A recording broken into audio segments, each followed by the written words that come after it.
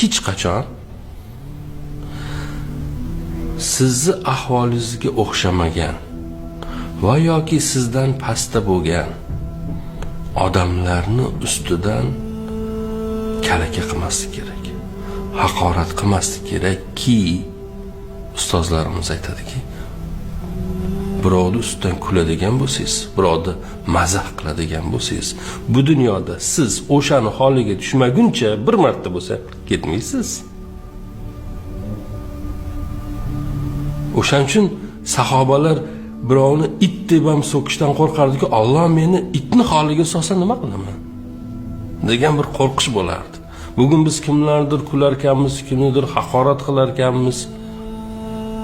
Bir kuni o'sha haqoratimiz, o'sha o'zimizni o'shanda tutganimizni evaziga Alloh bizni uni ahvolini tatib ko'rish uchun u holatga tushirsa, bizni undan qutqaradigan yo'q.